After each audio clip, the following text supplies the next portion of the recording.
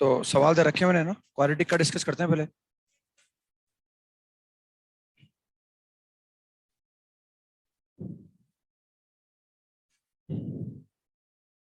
Quadratic exercise 3 का part 2 चल रहा है इसमें ना। पार्ट 2 के अंदर कौन सा था? 16। तो 16 में कोई डाउट हो? Question number 16।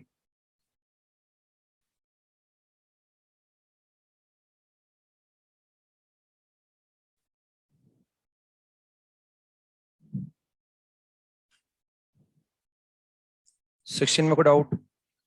17। 17 के बाद नेक्स्ट 19। 19 में कोई डाउट हो? पी इंटू क्यू निकालना है अपने को ना। पी इंटू क्यू निकल गया ना। पी इंटू क्यू निकालना और दोनों पॉजिटिव दे रखे हैं। तो पी इंटू क्यू की दो वैल्यू आती है। पी इंटू क्यू की दो वैल्यूज आएंगी। हाँ, एक नेगेटिव आएगी, एक पॉजिटिव आएगी। तो हमें लेनी है पॉजिटिव वाली, क्योंकि सवाल में दिया हुआ है कि पी और क्यू दोनों पॉजिटिव है। तो पी इंटू क्यू भी कितना आएगा? पॉजिटिव आएगा। इसलिए पी इंटू क्यू की पॉजिटिव वैल्यू को कंसिडर करना है अपने को। इसके बाद कौन सा था? 20। 20 में कोई डाउट हो? ए पॉजिटिव है, इसका डी लेस देन 0 करना है बस अपने को। नेक्स्ट 21। 21 में कोई डाउट हो? ऐसे सवाल काफी आते हैं ना, क्लास में भी कराया मैंने, प्रूव भी करवा रखा है, और काफी आते हैं इस तरह के सवाल। नेक्स्ट 22 में आ गए। 22 में कोई डाउट हो? ये भी वैसा ही है ना, एस एन की जगह पी एन लिखा हुआ है बस यहाँ ना। इसके बाद कौन सा था? 23rd। 23rd में कोई डाउट हो? ये 10 क्लास में कर लेते हैं आप। 10 क्लास में कहीं सामने आ जाता है आपके ना, बताऊं उसको। इसके बाद नेक्स्ट 25। 25 हो गया। ये भी वैसा ही है ना, थोड़ा सा मैनिपुलेट करना पड़ेगा इसको, अदरवाइज है वैसा ही है ना। मतलब उसमें वो A into P N plus B into P N minus one plus C into P N minus two बराबर 0। उसमें एक बार रख दो एन बराबर 20 और एक बार रख दो एन बराबर 19, उनको डिवाइड कर दो और क्रॉस मल्टीप्लाई कर दो, ये अपने आप आ जाता है ना। पता ना करके सवाल तो करते हैं। होमवर्क की कॉपी चेक कर सकता हूँ किसी दिन में आपकी ना, मतलब जो होमवर्क दूंगा मैं आपको उसकी कॉपी अलग बना रखी है ना आपने, और डीबीबी की कॉपी अलग होनी चाहिए, है ना, और शीट की कॉपी अलग, और जो क्लास नोट्स है उसकी कॉपी अलग। तो जिसे होमवर्क देते हैं ये कभी रेंडमली चेक कर सकता हूँ मैं आपका ना।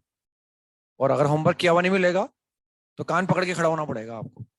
तैयार है इस बात के लिए? कितने बच्चे तैयार हैं? सर पनिशमेंट तो मिलना चाहिए। तैयार है मतलब सवाब है। Very good. और उसमें बहसबाजी नहीं करेंगे फिर अपन। सर आपका होमवर्क नहीं मिला तो आप चुपचाप कान पकड़ के खड़े हो जाएंगे ना। फिर वो बच्चा दोबारा पकड़ाई में आएगा तो यहाँ आके खड़े हो जाएगा कान पकड़ के, है ना, सबके सामने रखना पड़ेगा सर तो अपने को, वरना होमवर्क करके लाएंगे नहीं बच्चे ना। तो रेंडमली अपन चेक कर सकते हैं कभी भी ना। तो 25 में को डाउट? 25 के बाद कौन सा था? और कोई इसमें सीक्वेंस में था आप?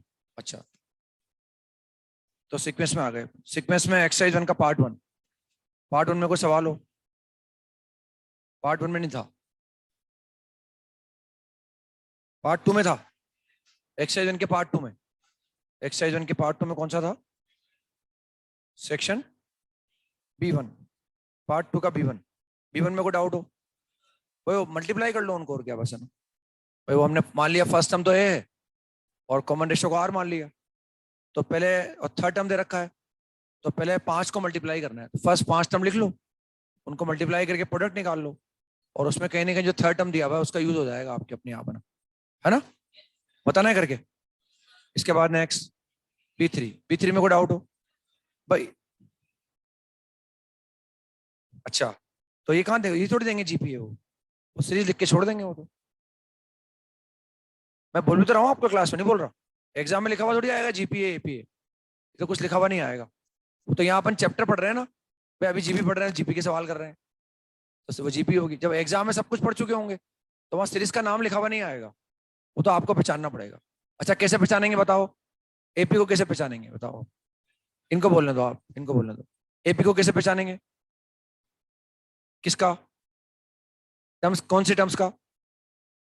फर्स्ट और थर्ड, फर्स्ट का और थर्ड का कंजिक्यूटिव का, कंजिक्यूटिव। जीपी कैसे पहचानेंगे?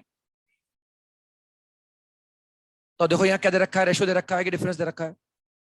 देखो आप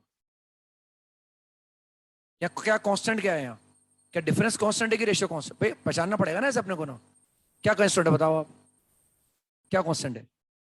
रेशियो। और टर्म्स क्या कंसेक्यूटिव ही है वो? क्या वो जिनका रेशियो दिया हुआ है कांस्टेंट, क्या वो कंसेक्यूटिव है? कैसे मालूम पड़ा हमें?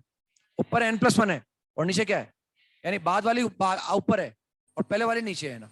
अब अगर मैं n=1 लिखूंगा तो वो a2/a1 हो जाएगा, n को 2 लिखूंगा तो a3/a2 हो जाएगा, n को 10 लिखूंगा तो a11/a10 हो जाएगा। यानी टर्म जो कंसेक्यूटिव है उनका रेशियो कांस्टेंट है, हेंस वो क्या है, जीपी है ना। भाई हमें सोचना चाहिए था ना ये बात, सर ने सवाल दिया है, सर ने 2 सीरीज पढ़ाई है, एक एपी और एक जीपी, अब तो आसान है, या तो सवाल एपी का है या सवाल जीपी का है। अब एपी में डिफरेंस कांस्टेंट चाहिए, डिफरेंस तो नहीं रखना भाई, रेशियो कांस्टेंट लग रहा है, इसका मतलब वो कॉमन रेशियो हो गया। तो जो कांस्टेंट रेशियो है वो तो क्या हो गया, वो तो कॉमन रेशियो हो गया ना। ये आ गया R=1/3, कैसे आ गया R=1/3। अब क्या निकालना है हमें, अब हमें निकालना है सिग्मा R=1 से लेकर 20 और ए आर निकालना है अपने को, 20 से लेकर ए आर, ये हमें कैलकुलेट करना है। और फर्स्ट सम क्या दिया हुआ है, फर्स्ट सम दिया हुआ है a1=2, जो भी वो सीक्वेंस हमारे पास है उसका फर्स्ट सम दे रखा है 2। सीक्वेंस कौन सी है हमने आइडेंटिफाई कर लिया, कौन सी है, जीपी, तो ये उस जीपी का फर्स्ट सम हो गया। ये जीपी का क्या हो गया, ये सम निकालना है ना, कितने टर्म का सम निकालना है, ये क्या लिखा हुआ है, a1 + a2 + a20 निकाल, कितने टर्म है इनका सम निकालना। अब सम निकालने के लिए क्या चाहिए हमें, सम निकालने के लिए क्या चाहिए, जीपी का फॉर्मूला बताओ आप खड़े हो बीच में। हाँ, अगर जीपी का फर्स्ट सम ए है, कॉमन रेशियो आर है और नंबर ऑफ टर्म्स एन है, तो इस जीपी की फर्स्ट एन टर्म के सम का फॉर्मूला बताना है अपने को। मतलब इसे ए, मतलब ब्रैकेट लगा दूं, मतलब ब्रैकेट लगा दूं, आप वो लिख सकते हैं बोर्ड पे आगे, अगर डर नहीं लगे तो। भाई मैं परेशान नहीं करना चाह रहा आपको, वहीं से बोलेंगे या लाके लिखेंगे।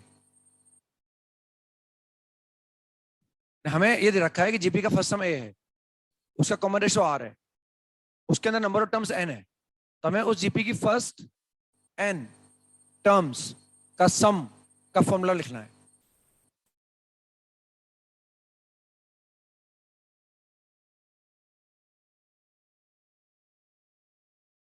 घबराओ मत यार, मैं डरा थोड़ी रहा हूँ आपको, मैं टीचर हूँ आपका, आपको डराऊंगा तो मैं कैसे जिंदा रहूंगा बताओ आप।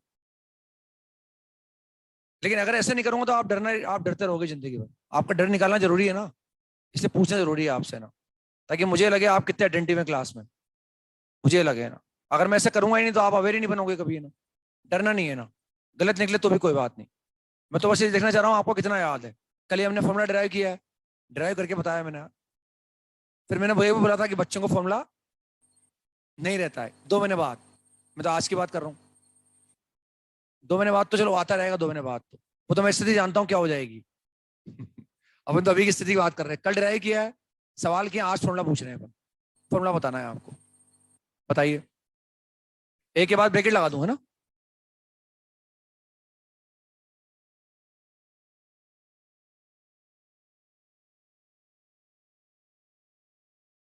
नीचे भी R-1,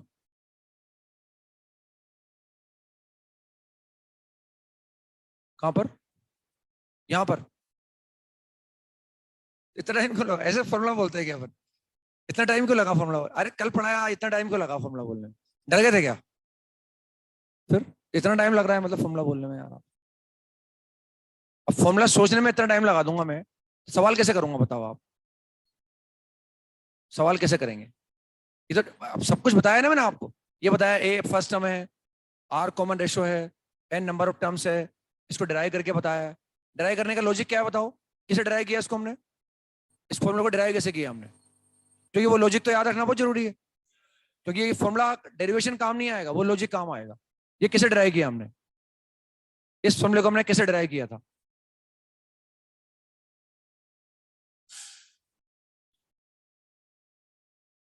आप बताओ, क्या करेंगे। आप तो लॉजिक बस ये सर हमने ये किया, ऐसे लॉजिक बता दो बस, क्या कर देंगे।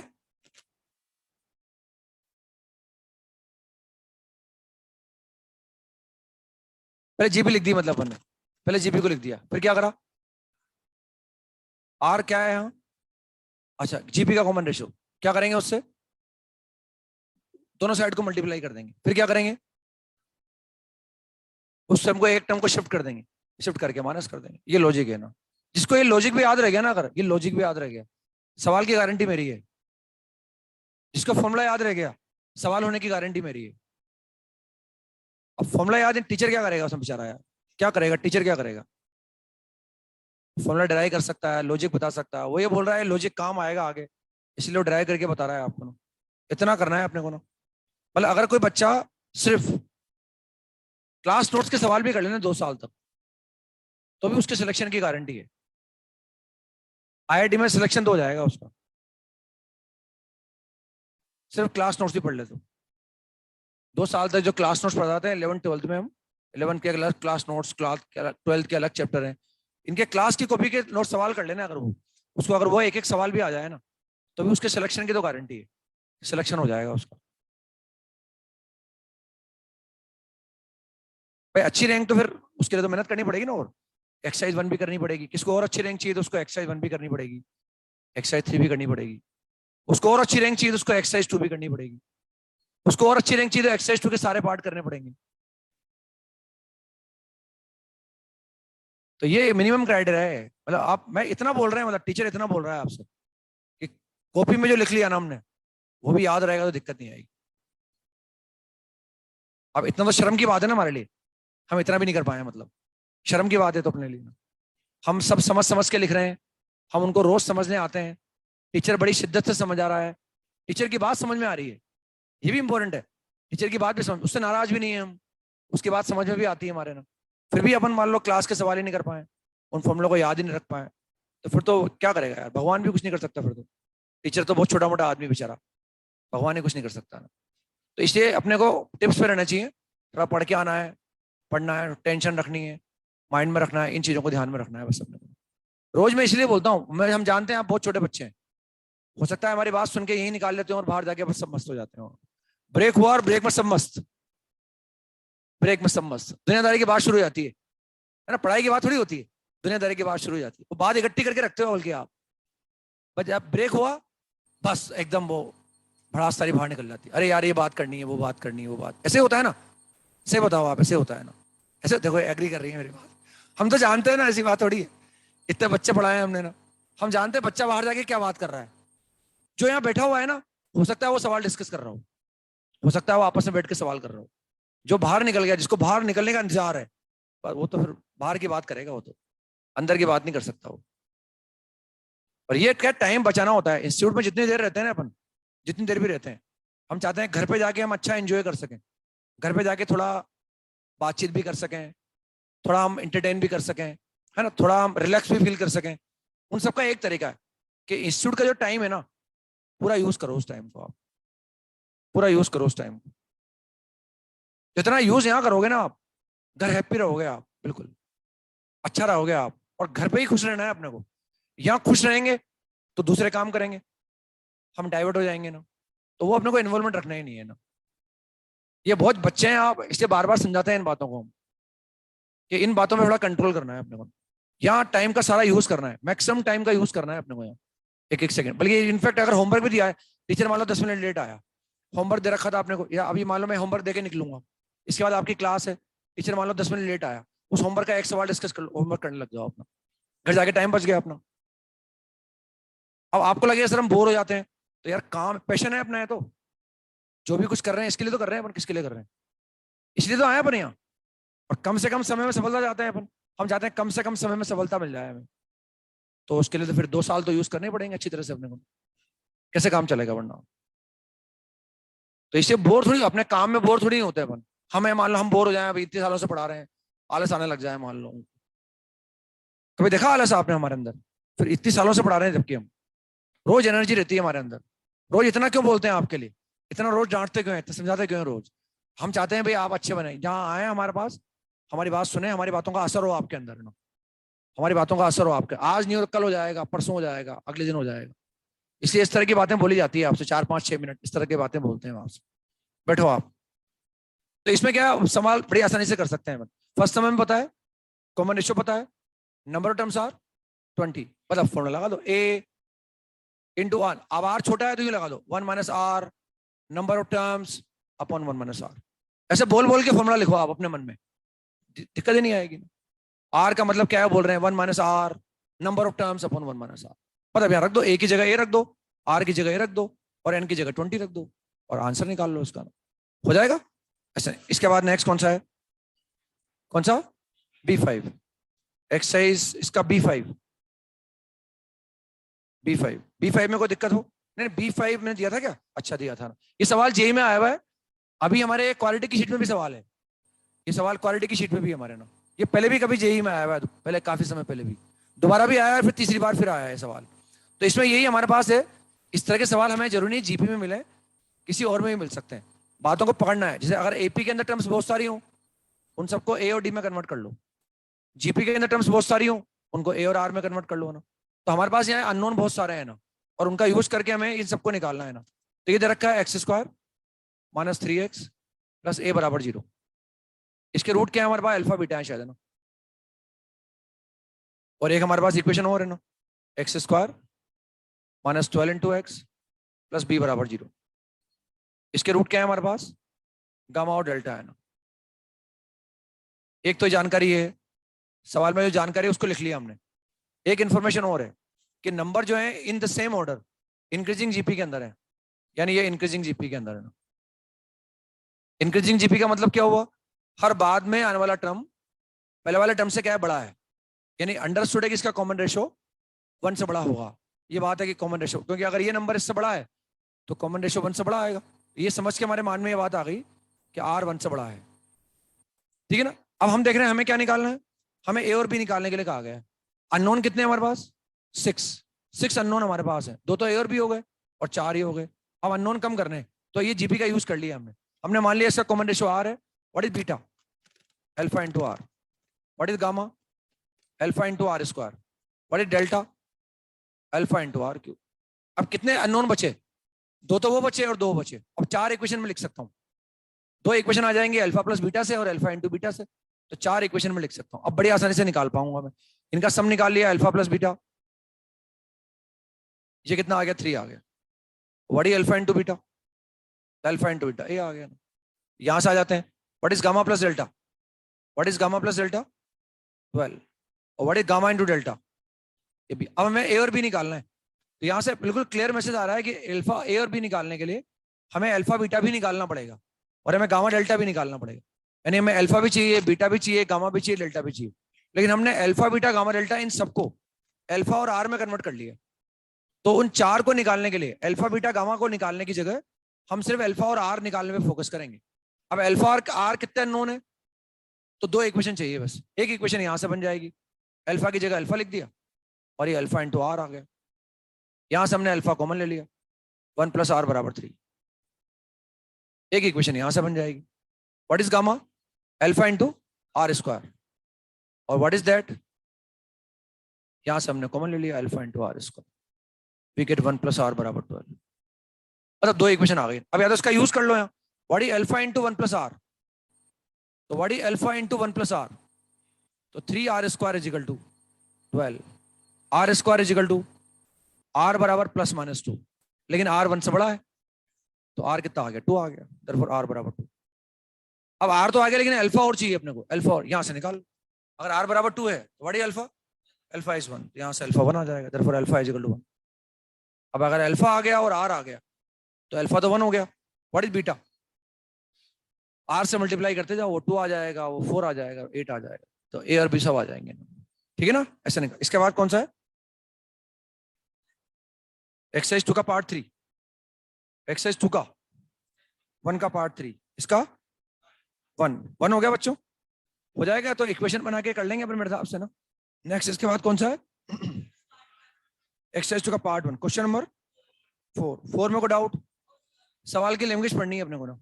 मतलब हमें एक तो फॉर्मूला होता है ना, वो फर्स्ट टर्म से होता है ना, हम जो लिखते हैं सम ऑफ फर्स्ट एंड टर्म्स, तो वहां बिगिनिंग फर्स्ट टर्म से स्टार्ट करते हैं और एंड टर्म पर आ जाते हैं।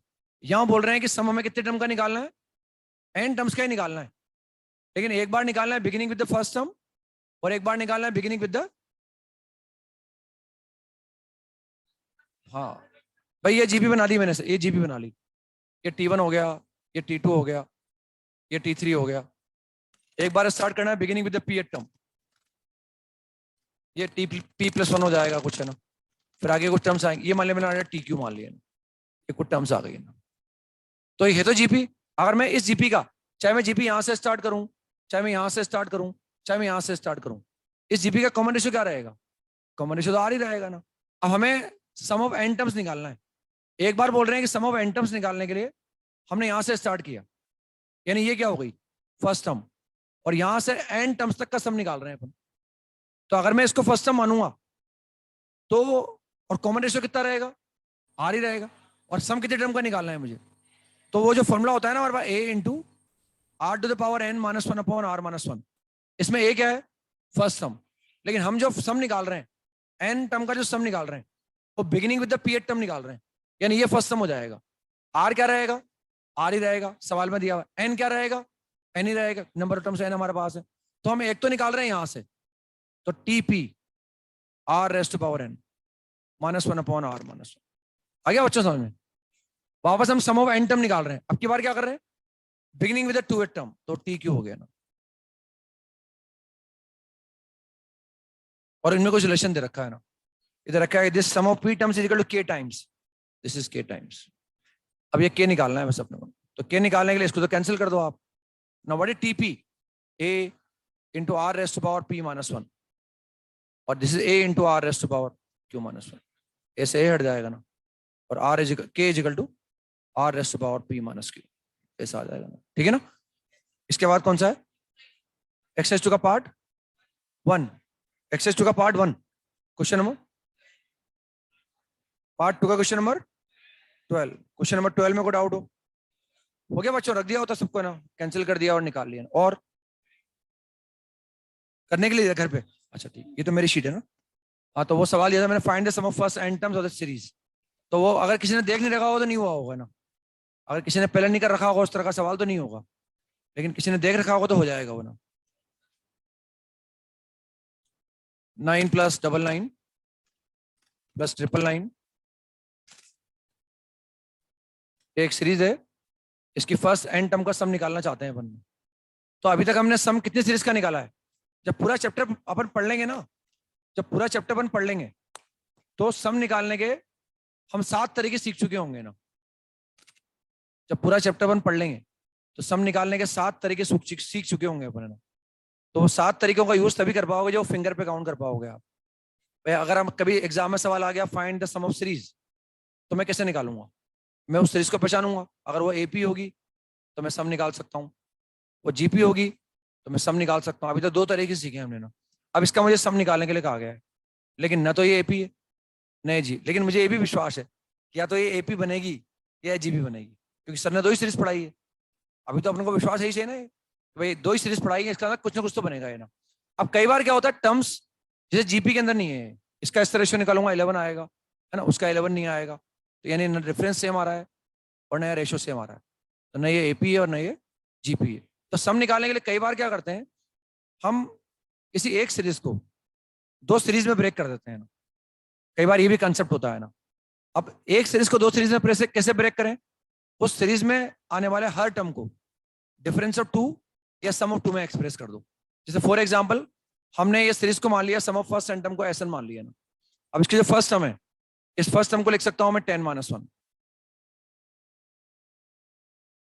इस फर्स्ट टर्म की जगह मैंने लिख दिया। सेकंड टर्म को लिख रहा हूं 10⁻² - 1, थर्ड टर्म को लिख सकता हूं मैं 10⁻³ - 1। अब देखो फर्स्ट टर्म के अंदर 10⁻1 - 1 आ रहा है, सेकंड में क्या आ रहा है 10⁻2 - 1, थर्ड में क्या आ रहा है, तो एन में क्या आएगा n - 1 आ रहा है। सवाल अगर ऐसे होता ना तो सवाल करना आसान था। कई बार हमें एक सीरीज को 2 सीरीज में ब्रेक करना पड़ता है, भाई ये सच ही सीरीज कुछ भी नहीं है, लेकिन अब क्या करें, इसके हर टर्म को मैंने क्या करा, डिफरेंस या सम में एक्सप्रेस कर दिया जो भी है ना।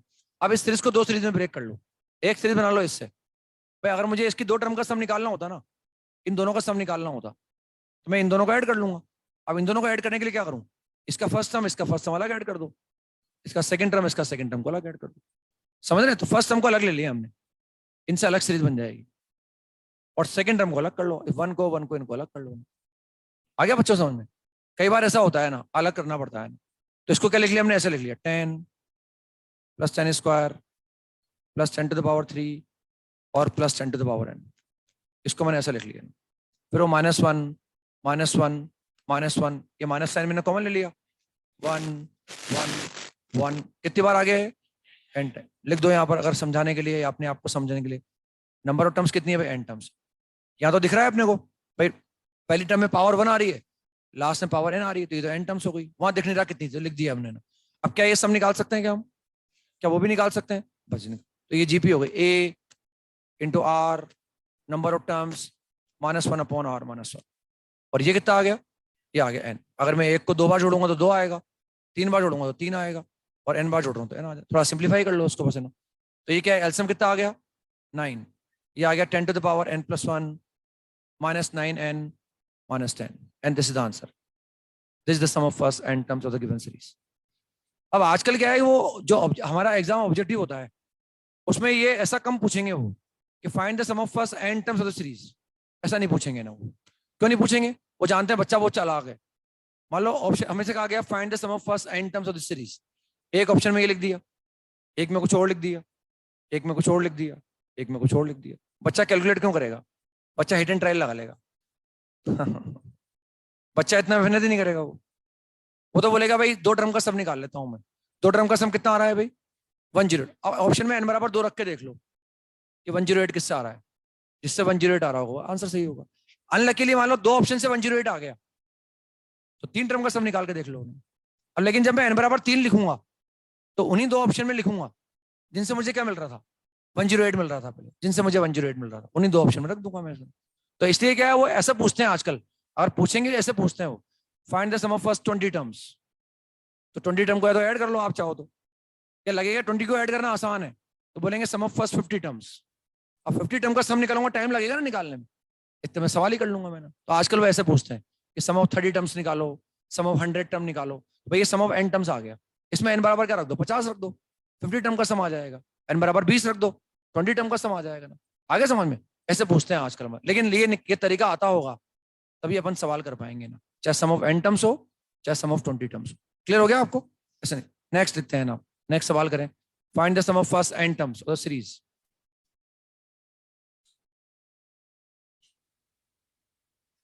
Find the sum of n terms, first n terms of the series. Find the sum of first n terms of the series.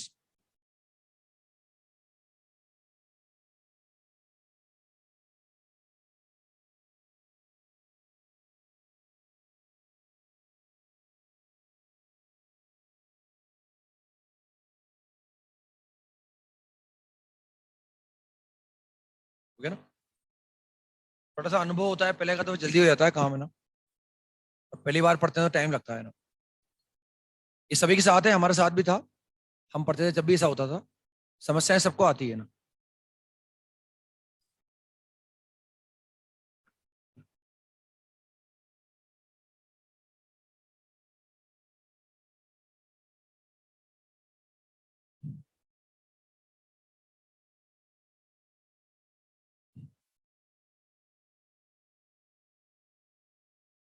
हो गया ना? मतलब वो एक रेफरेंस था हमारे पास, 9 99 999, उनका सम निकालना मुझे आता है ना, बड़े आसानी से निकाल लिया। अब इसमें यहाँ वो लॉजिक नहीं लग रहा। वहां तो मैंने 10 - 1 कर दिया था, फिर 100 - 1 कर दिया था। या अगर मैं करूंगा 10 - 3 तो 100 - 3 नहीं बनेगा, और 1000 - 3 नहीं बनेगा ना। तो इसमें डिफरेंटली सोचेंगे। पहले क्या करें? 7 कॉमन ले लो यहाँ से। और ये मैंने 7 कॉमन ले लिया। 11 111 ऐसा आता रहा है ना। अब 9 से ऊपर नीचे मल्टीप्लाई कर दो, क्योंकि हम 9 99 999 का सम निकालना जानते हैं। तो 9 से ऊपर नीचे मल्टीप्लाई कर दिया, ये 7/9 किया, और मैंने 9 यहाँ भी लिखा ना। ये समझ रहे हैं बच्चों? इसको कॉपी कर लिया मैंने। अब इस 9 को क्या करेंगे? अंदर ले जाएंगे, इस 9 को अंदर ले जाएंगे। तो 7/9 की जगह 7/9 रहेगा, और 9 99 999, बस ये सम निकाल सकते हैं अपन। अब जब एग्जाम में आएगा तो इसको पूरा निकाल के दिखा देंगे। मान लेंगे इक्वेशन नंबर 1 है, और इसको अलग से निकाल के दिखा देंगे ना। यहाँ तो हमने निकाल रखा है ना अभी, यहाँ तो हमने निकाला है अभी, वरना एग्जाम में जब आएगा इसको ऐसा इक्वेशन नंबर 1 मान लेंगे और ऐसे मान लेंगे भाई एस डैश या एस डैश एन मान लिया हमने, 9 डबल 9, ये सब निकाल के दिखाना पड़ेगा ना अपने को, ये सब निकाल के दिखाना पड़ेगा अपने को, तो वही सेम प्रोसेस लगा के निकाल के दिखा देंगे ना। तो दिखा देंगे एस डैश एन, ये कितना आ जाएगा 10 to the power n plus 1 minus 9n minus 10 upon 9, ये आंसर आ जाएगा। पर इसको इक्वेशन नंबर 1 में रख देंगे फिर अपन, ये समझ में आ गया ना, करके दिखाना पड़ेगा मतलब अपने को यहाँ करके। Therefore final answer S N is equal to कितना आ गया 10 to the power 7 into 10 to the power n plus 1 minus 9n minus 10 upon 81। आ गया बच्चों समझ में? ये रख दिया, उसको वहां रख दिया हमने, कैलकुलेट कर लिया ना। एग्जाम में दिखाएंगे अपन करके, यहाँ हमने निकाल रखा है, इससे पूरा प्रोसेस फॉलो नहीं किया ना। देखिए नेक्स्ट देखें, find the sum of first n terms of the series 0.7 0.77 plus 0.777। ये जेई मेंस में भी आया हुआ है सवाल इस तरह का ना, इस समय निकालना है 0.7 0.77 ये निकालना है अपना। ये क्लास में कराया करते थे सवाल हम, फिर जेई मेंस में आया था सेम सवाल ये।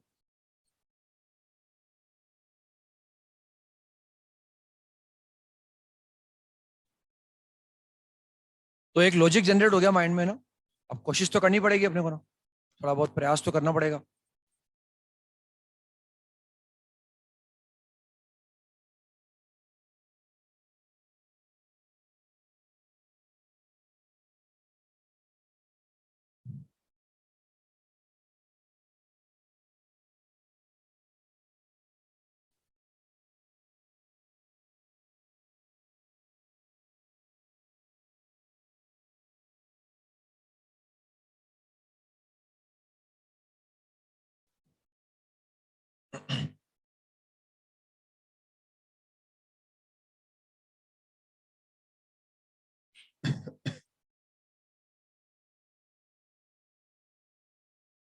तो मैंने मान लिया ऐसा निकाल रहे हैं अपन ना, सबसे पहले क्या करें 7 बाहर निकाल लें ना, ये मैंने 7 बाहर निकाल लिया, उससे आ गया 0.1 0.11 0.111 एंड सो ऑन। हमने सम ऑफ फर्स्ट एंड टर्म निकालना है ना, अब 9 से ऊपर नीचे मल्टीप्लाई कर दो तो 7/9 हो गया, और 9 को अंदर ले गया मैं ना, 9 को अंदर ले गया 0.9 0.99 0.999। अब देखो ये जो नंबर है ना, पहले 9 था, 99 था, 999 था, तो एक नंबर को लिखा 10-1, एक को लिखा 100-1, एक को लिखा 1000-1। अब यहाँ तो सारे नंबर ही 1 से छोटे हैं, सारे नंबर ही 1 से छोटे हैं, तो 1 में से माइनस करते रहेंगे भाई। यहाँ तो ऐसा एक नंबर तो 9 था तो 10-1 लिखा, एक 99 था 100-1 लिखा, एक 999 था 1000-1 लिखा। यहाँ सारे नंबर ही क्या है 1 से छोटे हैं, तो सबको 1 माइनस 1 माइनस 1 माइनस के फॉर्मेट में आ जाएंगे ना। अब मैं इसको ऐसे लिखता हूँ ना 7/9, इसको क्या लिख सकता हूँ 1 माइनस 0.1 0.1 प्लस, ये भी 1 से छोटा है, क्या लिखें 1 माइनस 0.01। आ रहा है बच्चों समझ में? इसको लिख सकते हैं 1 माइनस 0.001, बस आगे चलता रहेगा अब ना, थोड़ा दिखने में और अच्छा लगे इसलिए उसको ऐसा कर लो आप।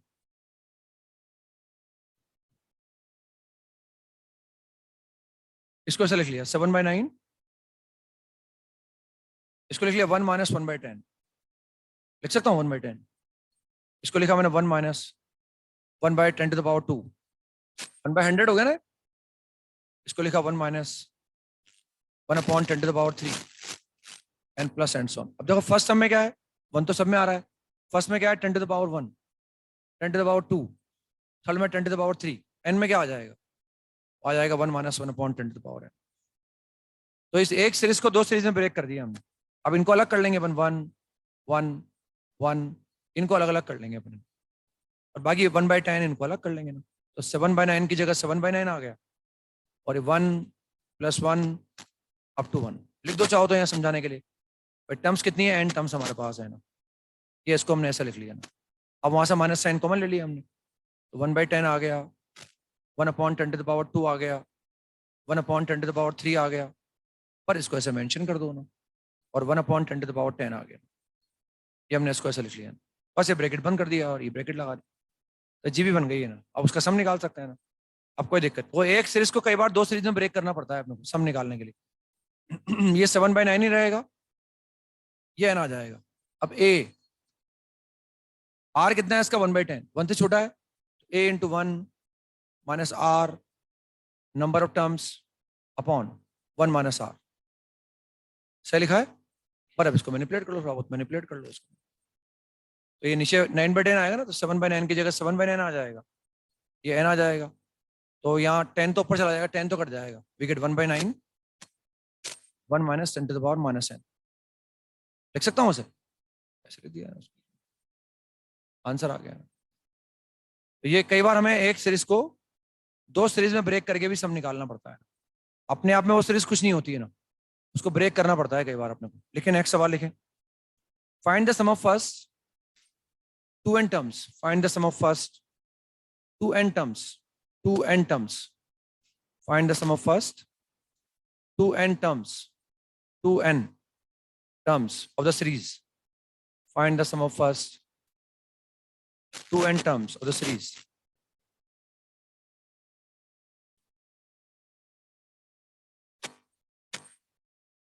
Find the sum of first 2n terms of the series.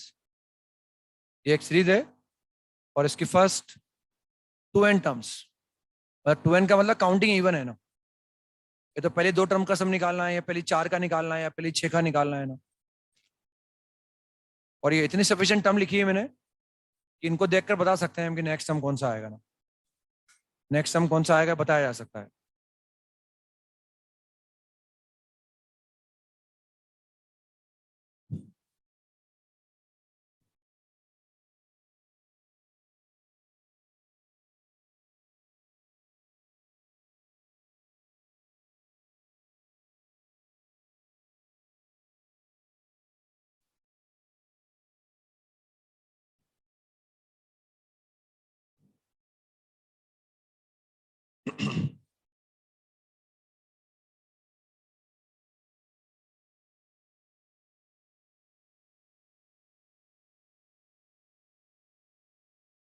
हो गया, तो अभी हमने कंसेप्ट सीखा है ना, कई बार सीरीज को, मैं एक सीरीज को दो सीरीज में ब्रेक करना पड़ता है, ऐसा सच कुछ भी नहीं है, ऐसा सच कुछ भी नहीं है, ना तो इनका डिफरेंस सेम आ रहा है, ना इनका रेशियो सेम आ रहा है टर्म्स कंसेक्यूटिव का, लेकिन इसको अलग अलग कर लें अपन, इनको अलग कर लें और इनको अलग कर लेना। क्या नेक्स्ट सम क्या आएगा बता सकते हैं? नेक्स्ट सम आएगा 3/5⁵, फिर आएगा 4/5⁵ आ जाएगा, तो इनको अलग अलग कर लो आप। हमें कितने टर्म का सम निकालना है? 2n। अब अगर मैं 2 का निकालना हूं, पहले अपन देख लेते हैं, 2n टर्म का सम निकालना है ना, तो मैंने मान लिया भाई S2n सम निकालना है, उसको S2n मान लिया। अब इस सीरीज को अलग अलग कर लें अपन, 3/5 प्लस 3/5⁵, फिर क्या आएगा 3/5⁵ प्लस एंड सो ऑन, एक सीरीज को और अलग कर लिया हमने। तो कई बार ऐसा करना पड़ता है अपने को ना, 4/5² plus 4/5⁴ plus 4/5⁶, 4/5⁶ plus and so on, ये ऐसा करना पड़ता है अपन। अब ध्यान से देखें, क्या ये भी जीपी है? क्या ये भी जीपी है? अच्छा बताओ, हमें ये जो सीरीज लिखी हुई है ऐसे कैसे, इसकी 2n टर्म का सम निकालना है, मतलब अगर मुझे 2n का मतलब इवन नंबर ऑफ टर्म्स का सम निकालना है। अगर मुझे 2 टर्म का सम निकालना होता तो एक टर्म तो इस सीरीज की आएगी और एक टर्म इस सीरीज की आएगी। अगर मुझे 4 टर्म का सम निकालना होता तो 2 इसकी आएंगी, 2 इसकी आएंगी। 6 का निकालना होता तो 3, हमें कितना निकालना है? 2n, 2n, तो n टर्म इसकी आएंगी और n टर्म इसकी आएंगी, तो इसकी n टर्म का सम निकाल लूंगा और इसकी भी n टर्म का सम निकाल लूंगा, और दोनों को क्या करूंगा? जोड़ दूंगा बस है ना, therefore S2n is equal to, अब इसकी n टर्म का सम निकालना है a, r क्या है इसका? 1/5², 1 से छोटा है ना, तो r number of terms upon 1 minus r, बस फॉर्मूला बोलना है और लिखते जाना है उसको, ये सम निकाल। अब यहाँ आ जाते हैं, what is the first term? 4/5², what is the common ratio? 1/5², number of terms upon 1 minus r, 1 minus r आ गया। अब सिंप्लीफाई करना है, ध्यान से देखें, ये जो टर्म है ना, ये दोनों में सेम आ रहा है ना। या पहले चाहो तो इसको भी सिंप्लीफाई कर लो, पहले इसको भी सिंप्लीफाई कर लो। नीचे 25 आएगा ना, ये कितना बनेगा 3/5, 25 चला जाएगा ऊपर और 24 आ जाएगा नीचे, और ये सेम आ गया इसमें। इसको मैंने कॉपी कर लिया ऊपर वाले को, समझ रहे हैं? इसको भी ऐसे लिख दो आप 1, ताकि लिखने में समय कम लगेगा, -2n। हो गया क्लियर है? ऐसे वहां भी लिख लो ना, ये 4 की जगह 4 आएगा, 5 स्क्वायर की जगह 5 स्क्वायर आ जाएगा, ये 25 ऊपर चला जाएगा और नीचे आ जाएगा 24, और again 1 - 5 to the power -2n। अब तो सिंप्लीफाई करना है, लॉजिक तो खत्म हो गया इसका ना, लॉजिक तो वही था, दिक्कत आती तो वहीं आती है ना, अब तो सिंप्लीफाई करना है ना। तो ये इसको सिंप्लीफाई कर लो, ये कितना आ गया 5 आ गया ना, और ये कितना आ जाएगा, हट जाएगा यहाँ से ना, और ये कॉमन आ रहा है, इसको कॉमन ले लो आप, ये तो कॉमन आ जाएगा, और कितना बचेगा 15/24 प्लस ये कितना लिखा है 4/24। मैंने कैंसिल नहीं किया उसको ना, ताकि ऐड करना आसान रहेगा, और वो आ जाएगा 1 - 5 to the power -2n। सही लिखा है ना ये? बस आप इसको ऐड कर लो आप, 19/24 आ गया वो, 19/24। This is 19/24, 1 - 5 to the power -2n। तो कई बार सीरीज को अलग अलग करना पड़ता है अपने को सम निकालने के लिए, ठीक है ना? ऐसे निकाला जा सकता है। अब आते हैं नेक्स्ट अपन, sum of infinite terms of a GP, sum of infinite terms of a GP, sum of infinite terms of a GP, the sum of infinite terms, the sum of infinite terms, the sum of infinite terms। beginning with the first term, beginning with the first term,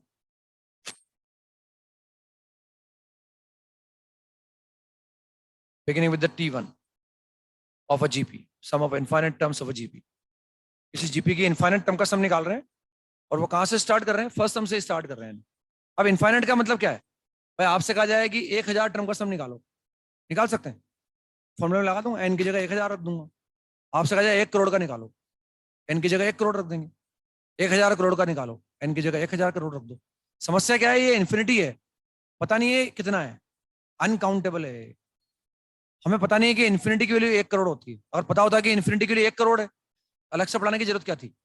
वो जो आपने लिखाया सम N term का, उसमें N की जगह 1 करोड़ रख दो। अब नंबर ऑफ टर्म्स तो अनकाउंटेबल है, पता नहीं है इन्फिनिटी क्या होगा, इसलिए हम बोलते हैं कि इन्फिनिटी एक सिंबल है, वैल्यू नहीं है, वो एक सिंबल है ना। इसलिए कभी जब इन्फिनिटी को लिखते हैं तो इक्वलिटी का यूज कभी नहीं करते अपन, हम ऐसे कभी नहीं लिखते एक्स बराबर इन्फिनिटी, अपन ऐसे लिखते हैं x is approaching to infinity. ये सिंबल होता है जो बड़ी से बड़ी वैल्यू को रिप्रेजेंट करने के काम आता है। जो भी अपन सोचेंगे ना नंबर, जितना भी बड़ा नंबर मैं सोच सकता हूं, ये इन्फिनिटी उससे भी बहुत बड़ा है। यानी जहां हमारी शोध खत्म हो गई ना भाई, हम इससे बड़ा नंबर नहीं सोच सकते, अब उससे भी बहुत बड़ा है ना, इतना बड़ा नंबर है अपन सोच ही नहीं सकते इसके बारे में, यानी वेरी लार्जेस्ट नंबर, इससे बड़ा नंबर नहीं है मान के चलो आप, है ना? लेकिन ये क्या है पता नहीं है, बस ये बोल सकते हैं इट इज वेरी लार्जेस्ट। अब हम इनफाइनाइट टर्म का सम कैसे निकालेंगे ना? अगर पता होता कि इन्फिनिटी की वैल्यू क्या है तो दिक्कत नहीं आती। अब कैसे निकाले ना? हम किस जीपी की बात कर रहे हैं? हम इस जीपी की बात कर रहे हैं जिसका फर्स्ट टर्म ए है और कॉमन रेशियो अगर आर है। क्या लिख लें इसे? पहले लिख लें, if A with the first term and R with the common ratio of GP. If A with the first term, if A with the first term and R के बाद लिखें ब्रैकेट में ऐसे ना, if A with the first term and R,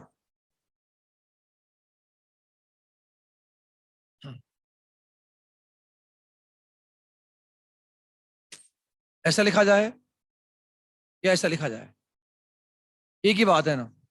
हो सकता है थोड़ा बहुत मोड जानते हो आप, नहीं जानते हो तो कोई बात नहीं, मेरी बात मान लो भाई टीचर सही बोल रहा हो, है ना? ऐसे भी मान सकते हैं ना भाई, ऐसे लिखें ऐसे लिखें एक ही बात। मोड R लेस देन 1 का मतलब R 1 से छोटा है और -1 से बड़ा। इसी बात को लिखने का ये एक तरीका और है अपने पास, है ना? ठीक है ना? तो कभी ऐसे भी लिखा हुआ सकता है और कभी ऐसे भी लिखा हुआ सकता है ना। यानी हम जिस जीपी की बात कर रहे हैं उसका कॉमन रेशियो -1 से 1 के बीच में है। आपको लगेगा 0 भी हो जाएगा क्या? तो 0 तो होता ही नहीं, हम जानते हैं ना। जीपी का कॉमन रेशियो या जीपी का कोई टर्म कभी 0 नहीं होता है ना। ऐसे लिखने का मतलब ये नहीं कि R 0 हो जाएगा।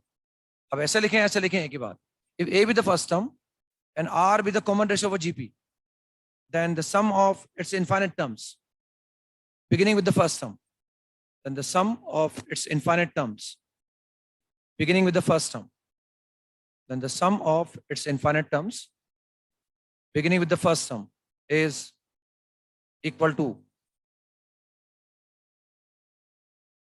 a upon 1 minus r, a upon 1 minus r, a upon 1 minus r. यानी अगर जीपी का फर्स्ट टर्म ए है और उसका कॉमन रेशो आर है, लेकिन वो आर क्या है, -1 से 1 के बीच में है, तो फर्स्ट टर्म से स्टार्ट करते हुए उस जीपी की जो इनफाइनाइट टर्म्स आएंगी उनका सम निकालने का फॉर्मूला ये है, A upon 1 minus R. A first term है और आर कॉमन रेशो है जो -1 से 1 के बीच में है. यानी इस फॉर्मूले को लिखने का मतलब ये है कि हम किसी जीपी के इनफाइनाइट टर्म का सम तभी निकाल सकते हैं जब उसका कॉमन रेशो -1 से 1 के बीच में होगा.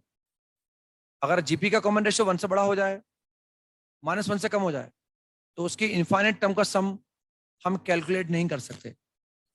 तो फिर क्या होगा भाई, या तो सम उसका प्लस इन्फिनिटी आएगा या सम उसका माइनस का इन्फिनिटी आ जाएगा. मतलब हम बता नहीं पाएंगे कि वैल्यू क्या आएगी. हम वैल्यू तभी निकाल सकते हैं, इनफाइनाइट टर्म के सम की वैल्यू हम तभी निकाल पाएंगे जब उसका कॉमन रेशो 1 से -1 के बीच में होगा. तब बता सकते हैं कि उसके इनफाइनाइट टर्म का सम ये आएगा. लेकिन अगर आर 1 से बड़ा हो गया या -1 से कम हो गया, तो हम ये बोल सकते हैं कि सम इन्फिनिटी आएगा या माइनस इन्फिनिटी आएगा. क्या आएगा ये नहीं बता सकते. ठीक है ना. अब इसको समझा देता हूं मैं कैसा आया ना. हम किस जीपी की बात कर रहे हैं जिसका फर्स्ट टर्म ए है, कॉमन रेशियो क्या है आर, और आर हमने मान रखा है कि -1 से 1 के बीच में है ना. और हम अगर जीपी का फर्स्ट टर्म ए है और कॉमन रेशियो अगर आर है, तो उसकी फर्स्ट एन टर्म का सम का फॉर्मूला हम जानते हैं, since S N is equal to a into 1 minus r to the power n upon 1 minus n. क्या सही लिखा है मैंने फॉर्मूला. यहाँ पर एन क्या है, नंबर ऑफ टर्म्स. अब आपको बताओ कि हमें 100 टर्म का सम निकालना है, तो फटाफट भाई एन की जगह 100 रख दूंगा सर. मैं तो 1000 का निकालना हो तो एन की जगह 1000 रख दूंगा. 1 करोड़ का निकालना हो तो 1 करोड़ रख दूंगा. अब ये बात आती है कि नंबर ऑफ टर्म्स क्या इनफाइनाइट है, यानी n is approaching towards infinity. ये दिया हुआ है ना.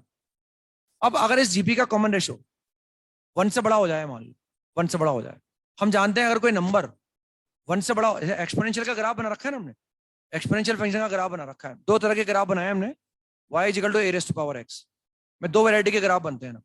इसमें एक बार तो a 1 से बड़ा होता है और एक बार a 1 से छोटा होता है और 0 से बड़ा होता है. समझा नहीं समझा. ये सब 2 तरह के ग्राफ बनते हैं. ये सब टिप्स पे रहना चाहिए अपने ना. बहुत बड़ी बात थोड़ी कर रहे हैं अपन. ये ग्राफ ऐसा बनता है और ये ग्राफ ऐसे बन जाता है ना, ऐसे बन जाता है. तो ये इंक्रीजिंग है और ये डिक्रीजिंग है. इससे क्या मालूम पड़ रहा है, अगर बेस 1 से बड़ा है, अगर बेस 1 से बड़ा है तो पावर को बढ़ाते रहने पर वैल्यू लगातार बढ़ती रहेगी. अब यहां से दिख रहा है कि अगर ये 1 से बड़ा कितना है, इससे मतलब नहीं अपने को, चाहे 1.1 ही हो भले ही, चाहे 1.2 हो, अगर ये a 1 से बड़ा है, हम देख रहे हैं इसका ग्राफ ऐसा है, तो x अप्रोचिंग टू इन्फिनिटी पर अगर इस x को मैं इनफाइनाइट कर दूं तो ग्राफ कहां जा रहा है, इन्फिनिटी पे जा रहा है ना.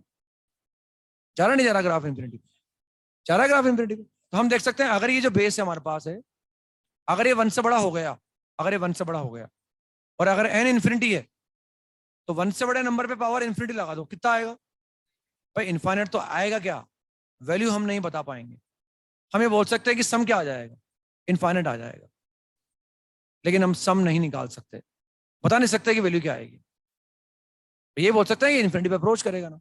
अगर ये -1 से छोटा हो गया, तो अगर -1 से छोटा हो गया तब भी वैल्यू क्या आएगी. मान लो ये लिखा मैंने -2 होल पावर 2, एक तो -1 होल पावर 2 1 निकालता हूं, एक में निकालूं ऐसे, एक में निकालूं ऐसे, एक में निकालता हूं ऐसे, एक में निकालता हूं ऐसे. मैग्नीट्यूड क्या आएगा, बढ़ता जा रहा है मैग्नीट्यूड ना भाई. ये -2 आ रहा है, ये 4 आ गया, ये -8 आ गया, ये 16 आ, 1024 आ गया ना. तो मैग्नीट्यूड क्या हो रहा है, बढ़ रहा है ना. तो अगर वो नंबर अगर -1 से छोटा भी होगा ना, अगर r -1 से कम भी हो गया, -1 से कम, एक तो 1 से बड़े को डिस्कस कर लिया हमने, अगर r 1 से बड़ा हो जाएगा और पावर इन्फिनिटी है, तो r की पावर n की वैल्यू क्या आ जाएगी, बहुत बड़ी आ जाएगी. कितनी आएगी पता नहीं है अपने को ना. ऐसे अगर ये -1 से कम हो गया, -1 से कम, -1 से कम का मतलब मैग्नीट्यूड तो 1 से बड़ा हुआ ना भाई. जैसे माइनस का 1.1 हुआ मान लो, तो उसका जब मैग्नीट्यूड आया वो तो क्या आया, 1 से बड़ा आया ना. तो अगर ये नंबर -1 से छोटा हो जाएगा और पावर इन्फिनिटी हो जाएगी, तो भी हम वैल्यू को बता नहीं पाएंगे कि क्या आएगा. ये बोल सकते हैं कि वैल्यू या तो प्लस इन्फिनिटी आएगी या माइनस के इन्फिनिटी आएगी, लेकिन अपन वैल्यू के बारे में नहीं बता पाएंगे। क्लियर हुआ? तो अब मैं सम कब निकाल सकता हूं? जब ये r -1 से 1 के बीच में हो, और अगर ये बेस 1 से -1 के बीच में होगा और पावर अगर बढ़ती जाएगी तो इसकी वैल्यू लगातार क्या होगी?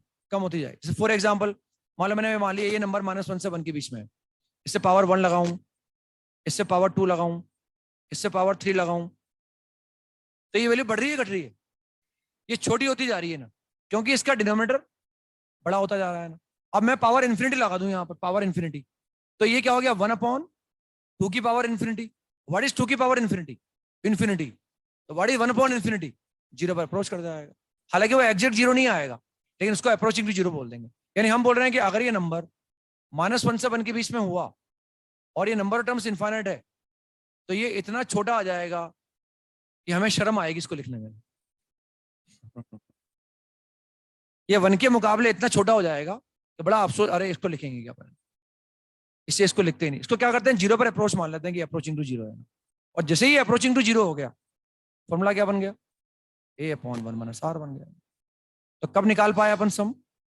जब उसका कॉमन रेशियो -1 से 1 के बीच में है।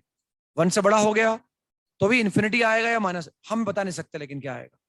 -1 से कम आ गया तब भी बता नहीं सकते। तो कब निकाल सकते हैं? जब -1 से 1 के बीच में होगा। क्लियर हो गया आपको? तो जब भी हमें इनफाइनाइट जीपी के सम की बात करनी होती है तो उसका कॉमन रेशियो हमेशा -1 से 1 के बीच में ही आएगा। क्लियर? और फॉर्मूला क्या हो गया? a/1 - r। अब सवाल कर लेते हैं, इस पर लिखो आप।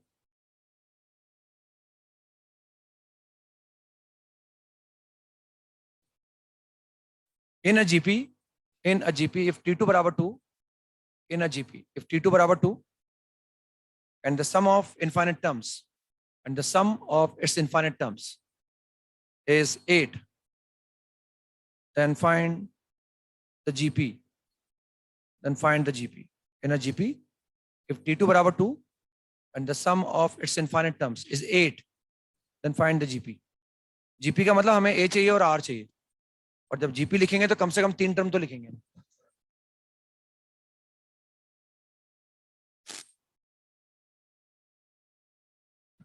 जब जीपी लिखेंगे तो कम से कम 3 टर्म लिखेंगे ना भाई। मुझे ए चाहिए और मुझे आर चाहिए। ए और आर कितने अननोन है? 2। 2 अननोन के लिए कितनी इक्वेशन चाहिए? 2 इक्वेशन के लिए कितनी इंफॉर्मेशन चाहिए? 2 इंफॉर्मेशन है। इन 2 इंफॉर्मेशन से 2 इक्वेशन बना लो और दोनों इक्वेशन को सोल्व कर लो, वहां से ए और आर निकाल लेंगे अपने। और अगर हम इनफाइनाइट जीपी का सम दिया हुआ है, इनफाइनाइट जीपी का सम दिया हुआ है, इसका मतलब डेफिनेटली जो आर आने वाला है वो -1 से 1 के बीच में आएगा ना। जब भी हम इनफाइनाइट जीपी के सम की बात करेंगे, या अगर वो कोई फाइनाइट नंबर दिया हुआ है, तो नो डाउट उसका आर हमेशा -1 से 1 के बीच में आएगा। तो मान लिया भाई जिस जीपी की हम बात कर रहे हैं उसका फर्स्ट टर्म तो ए है और कॉमन रेशियो हमने आर मान लिया ना, तो सेकंड टर्म क्या हो गया? a × r बराबर 2 हो गया ना। ये आ गया equation number 1। What is 8? a/1 - r। This is sum of infinite terms of a GP. ये सेकंड इक्वेशन आ गया। अब मुझे यहाँ से a और r निकालना है। दोनों को डिवाइड कर दो, उससे a हट जाएगा और r की वैल्यू आ जाएगी ना भाई। अदर अगर हमें यहाँ से a निकाल के यहाँ रख दें, यहाँ से a की वैल्यू निकाल लें और यहाँ रख दें, ये दोनों को डिवाइड कर देना अपन, ताकि ये हट जाएगा। यानी a/r, a × r, a/1 - r equal to कितना आ गया? 1/4 आ गया। आ गया बच्चों समझ में? a से a को काट दो आप, तो ये क्या हो गया? r × 1 - r equal to 1/4। ये कितना हो जाएगा? 4r² माइनस का 4r + 1 बराबर 0। दिस इज 2r - 1 का होल स्क्वायर बराबर 0। r बराबर ½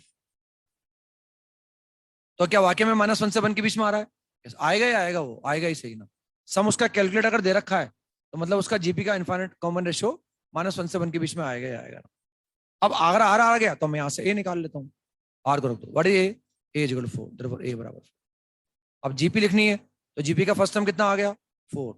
आर से मल्टीप्लाई कर दो, फिर आर से मल्टीप्लाई कर दो, फिर आर से मल्टीप्लाई कर दो। जब भी हमें किसी सीक्वेंस को लिखना होगा या सीरीज को, तो कम से कम 3 टर्म जरूर देंगे उसको लिख के ना। तो ये जीपी आ गई। यानी अगर मैं इसकी इनफाइनाइट टर्म का सम निकालूंगा 8 आ जाएगा, नो डाउट हुआ ना।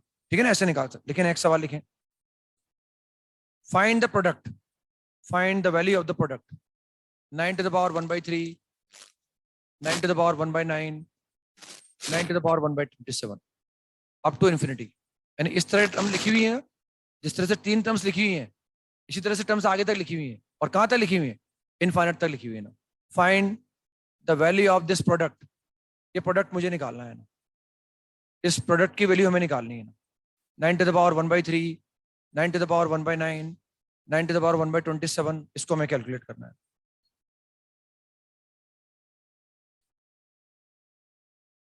हो गया? आराम से पेशेंस रखें, सोचें क्या करा है। और अभी सोचना आसान होता है क्योंकि पता है भाई इनफाइनाइट जीबी पढ़ा रहे हैं, मतलब उसका यूज होगा कहीं ना कहीं। थोड़ा सा ये आसान रहता है अपने सोचना है। जब सवाल एग्जाम में आएगा हर तरीका सोचना पड़ेगा आपको, मेरे को क्या क्या पढ़ाया गया है इस चैप्टर के अंदर। तो क्या करें, इनके बेस क्या है? सेम। तो क्या करें बच्चों, पावर को ऐड कर दो। इनकी पावर को ऐड कर दिया हमने। ये मान लिया प्रोडक्ट पी के बराबर है ना, तो इसको मान लिया पी इज 9 रेस्ट पावर, और इनकी पावर ऐड हो गई ना, 1/3, 1/9, 1/27। कितनी बार आएंगी ये? इनफाइनेट टर्म्स आ जाएंगे यहाँ पर भाई। अगर ये इनफाइनेट बार लिखा हुआ है, ये टर्म्स भी कितनी बार आएंगे? इनफाइनेट बार। अब ये ऊपर क्या बन गया? जीबी बन गई, एक इनफाइनेट जीबी। इसका समलक्षण निकालो, ये A upon 1 minus R. What is R? R is 1/3, ये लिख दिया फॉर्मूला अपन। यहाँ से निकाल, कितना आगे 9 रेस्ट पावर 1/2, आंसर इज 3। तो अगर मैं इस तरह से इनफाइनेट तक मल्टीप्लाई करता रहूं उनको, तो जो प्रोडक्ट आएगा वो 3 आ जाएगा हमारे पास। ठीक है बच्चों? ऐसे लिखें, नेक्स्ट सवाल लिखें। The first sum of an infinite GP, if the first sum of an infinite GP, if the first term of an infinite GP is 1 and any term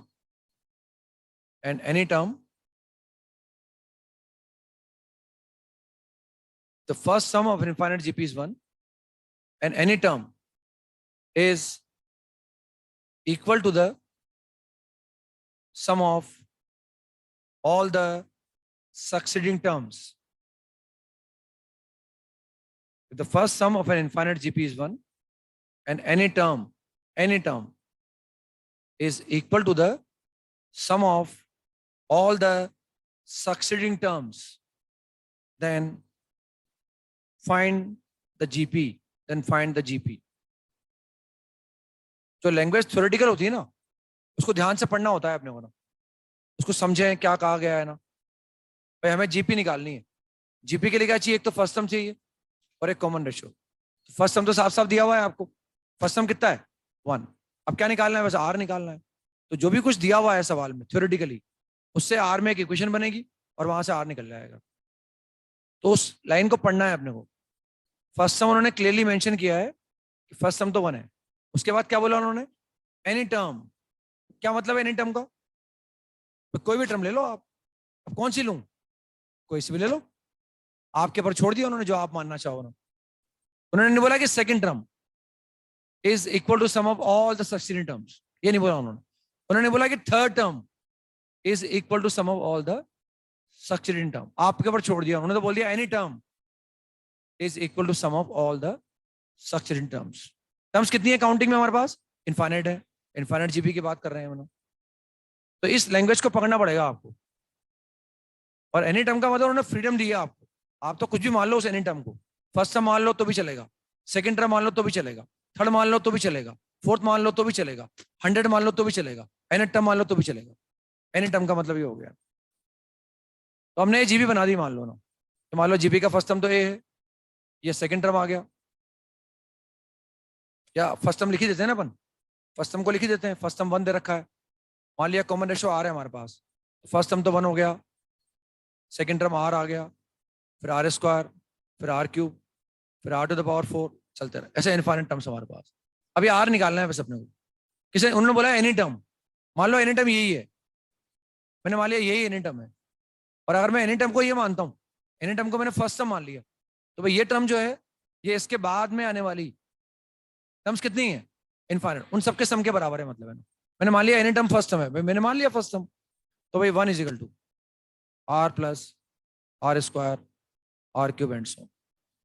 मैंने ऐसे मान लिया ना भाई, मैं ऐसे नहीं मानूं, मैं तो ऐसे मानूंगा। मैंने मान लिया एनी टर्म ये है, मैंने मान लिया ये एनी टर्म है, तो मैं क्या करूंगा आर निकालने के लिए? भाई ये इसके बाद में आने वाली सबके बराबर है ना, मैं ऐसे बोल सकता हूँ r square plus r cube r to the power. क्या गलत है क्या? मैं ऐसे भी निकाल सकता हूँ, मैंने तो ये मान लिया भाई, मैं तो ये मानूंगा भाई, ये मान लिया मैंने एनी टर्म ये है। तो r to the power 4 is equal to 5 6 7। अब चाहे यहां से निकालो चाहे यहां से निकालो, सबसे आंसर सेम आएगा, क्योंकि मेंशन नहीं कर रखा ना, मेंशन नहीं कर रखा मतलब आप कुछ भी मान लो, आंसर सबसे सेम आएगा ना। मान लो मैंने ये निकाल लिया, ये कितना अभी टर्म्स कितनी है काउंटिंग में, तो ए अपॉन 1 माइनस आर, सबसे आसानी हो गया। तो 1 minus r is equal to r, what the value of r, half, r 1/2 आ गया भाई। मैं तो यहां से निकालता, यहां से निकाल लेते हैं। अब इसमें ए कितना आ जाएगा बच्चों, बड़ी A R square, what is common ratio. अब हम जानते हैं जीपी का कॉमन रेशो कभी 0 हो नहीं सकता है ना, इस आर से इसको काट दो, अल्टीमेटली क्या आ गया देखो, 1 is equal to r upon 1 minus r. क्या वापस ये आ गया, और वापस आर के लिए यहां से निकाल लो चाहो तो ना, ये r to the power 4 is equal to r a 1 minus r, फिर इससे कैंसिल कर दो उसको, ठीक है ना। जनरलाइज करना हो मान लो, तो ये मान लो हमने मान लिया एनी टर्म क्या है, एनेट टर्म है, हमने मान लिया एनी टर्म है। मेरी बात समझ में आ गई ना आपको, ऐसे निकाल तो मतलब एनी टर्म का कुछ भी मान लिया हमने, उससे कोई दिक्कत नहीं आई, और कैलकुलेट करके निकाल। देखिए नेक्स्ट सवाल लिखें, find the sum of the series, find the sum of the series 3/4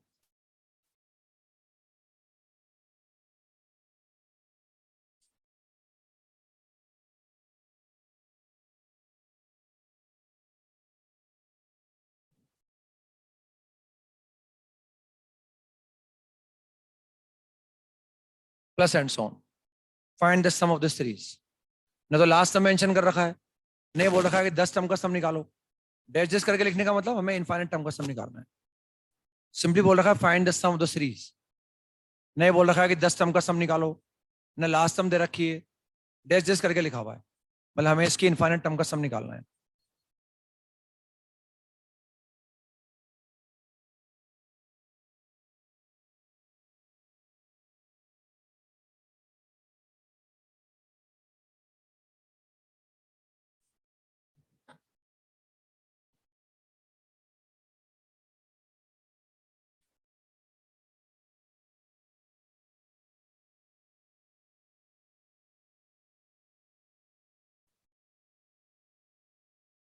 हो गया बच्चों, क्या करेंगे, अलग अलग कर लेंगे ना, सीरीज को 2 सीरीज में ब्रेक कर लेंगे, क्योंकि ये ना एपी बन रही है ना जीपी बन रही है, कुछ नहीं बन रहा है ना, इसको अलग अलग कर लिया। मान लिया भाई इनफाइनाइट टर्म का सम एस के बराबर है, तो एस निकाल लिया, अलग अलग कर लिया ना। 3/4 को अलग कर लिया, 3/4 क्यूब को अलग कर लिया, 3/4 टू द पावर 5 को अलग कर लिया, plus and so, minus sign फिर कॉमन ले लिया हमने ना, माइनस साइन कॉमन ले लिया, 5/4 to the power 2, 5/4 to the power 4, 5/4 to the power 6, ये ऐसा निकाल लिया हमने, ठीक है ना, ऐसे लिख लिया इसको। अब ये हमें इसकी इनफाइनाइट टर्म का सम निकालना है, तो अगर इसकी इनफाइनाइट टर्म है, इसकी भी कितनी आएंगी इनफाइनाइट, इसकी भी कितनी आएंगी, और यहां से निकाल सकते हैं ना। तो a/1 माइनस आर, आर कितना है 1/4 to the power 2, minus sign, ये माइनस साइन को कॉपी कर लिया, और इसकी जो इनफाइनाइट टर्म है उनका भी सम निकाल लो, 5/4 to the power 2, 1 minus 1/4 to the power 2, ये साथ। अब हम इसमें देख रहे हैं ये तो कॉमन आ रहा है, इसको सिंप्लीफाई कर लो, ऊपर ले जाओ, तो ये तो कॉमन आ जाएगा ना, आ जाएगा बच्चों कॉमन। इसको मैंने बाहर निकाल, तो ये कितना आ गया 16/15 आ गया ना, ये बाहर निकाल लिया मैंने, ये हो गया क्लियर।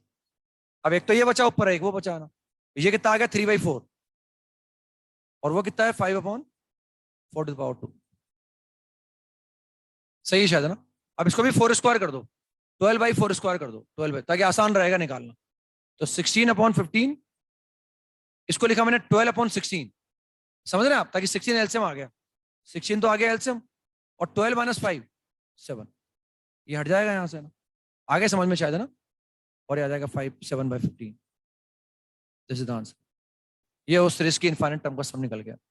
अपन देखो ऐसा भी कर सकते थे, ये सब तरीके होते हैं जो हम बताते हैं, जो हमें आता है ना, वो आपको बताने की कोशिश करते हैं, आपको उन तरीकों को माइंड में रखना होता है, और 1 बाय 1 करके अप्लाई करना होता है। फिर सर ने ऐसे भी बताया था, सर ने कहा था कभी ऐसे भी कर सकते हैं, कभी ऐसे भी कर सकते हैं, उन चीजों को दिमाग में रखना होता है अपने को ना। तो हम यहाँ देखें ध्यान से कि हमने सम तो निकाल लिया और अलग अलग कर लिया ना, क्योंकि हमें लग रहा था भाई इनफाइनाइट टर्म का सम पूछा है, तो भाई जीपी होगी इसका मतलब, और जीपी की इनफाइनाइट टर्म का सम हम निकाल पाते हैं ना। अब यहाँ देखें, अपन ऐसा कर सकते हैं, मैनिपुलेट करके देखा हमने कि भाई हमें, मैंने इस टर्म को ध्यान से देखो आप, इनको मैनिपुलेट किया मैंने। What is the LCM? 16। Numerator में क्या आएगा? इन दोनों, इसको सोल्व कर रहा हूं मैं, वैल्यू निकाल रहा हूं, तो 7/4 टू द पावर 2। इन दोनों की जगह इनको कैलकुलेट करो। What is the LCM? 4 to the power 4। ऊपर क्या आएगा? तो 7/4 टू द पावर 4। इनको निकालो, 7/4 टू द पावर 6। और अगर इसमें टर्म्स इनफाइनाइट है, इसमें भी कितनी है? ठीक है जी, इनफाइनाइट जी बन गई ना। ये अच्छा डेटा आ गया ना हमारे पास, ऐसा निकाल लिया हमने समझ। और ये इनफाइनाइट जी बन गई, तो क्या हो गया? A/1 - R। और कितना आ गया? 7/15। ठीक है ना, ऐसा भी कर सकते, मतलब देखा फिट बैठ गया हो तो कोई दिक्कत नहीं है उससे निकालने में। लेकिन नेक्स्ट सवाल लिखें।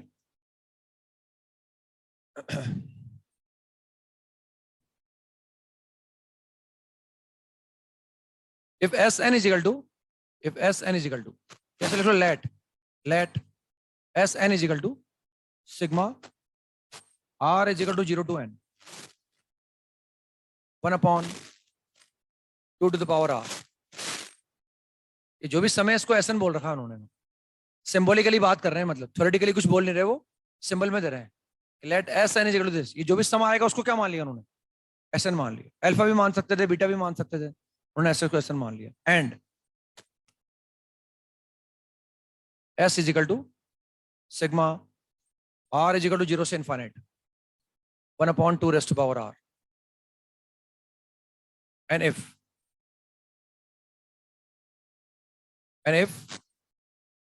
S minus Sn is less than 1/1000, then find the least natural value of n। सवाल बड़ा आसान है, अगर आपसे नहीं होगा तो आपको दुख होगा मेरे बताने के बाद, देखना है ना। सवाल इतना आसान है। सिग्मा का मतलब आप समझते हैं, है ना?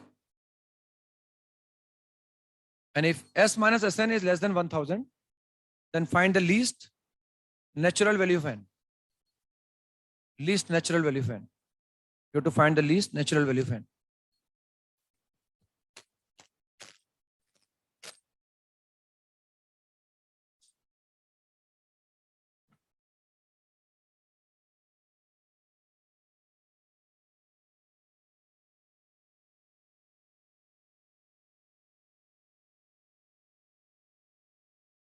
इस सिग्मा का समझते हैं हम, सिग्मा को अप्लाई करना भी समझते हैं ना अपने। आर की जगह 0 रख दो, 1 रख दो, 2 रख दो, 3 रख दो, n रख दो, और जो सम आएगा उसको Sn बोल रहे हो ना। फिर वो सम निकाल लूंगा, वो इनफाइनाइट सम है, उसको अपन S बोल रहे हैं। फिर हमें दे रखा है कि S minus Sn हम चाहते हैं 1/1000 से छोटा आ जाए, तो what is the least natural value of n, ये पता लगाना है अपने।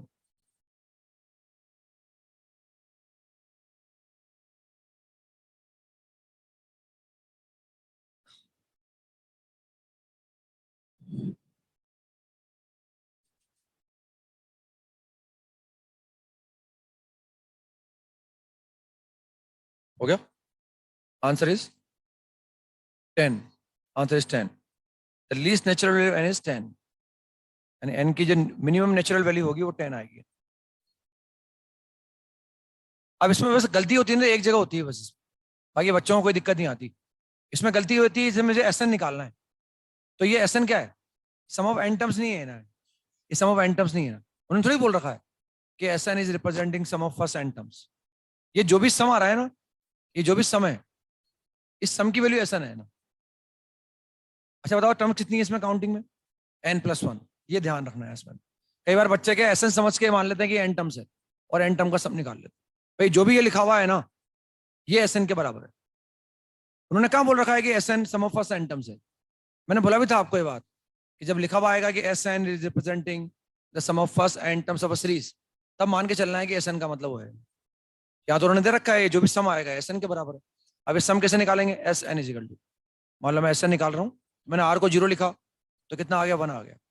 R को 2 लिखा, R को 1 लिखा, R को 2 लिखा, R को 3 लिखा, लास्ट में कितना लिखूंगा, आर को एन लिख दूंगा ना, लास्ट में आर को मैं एन लिख दूंगा ना।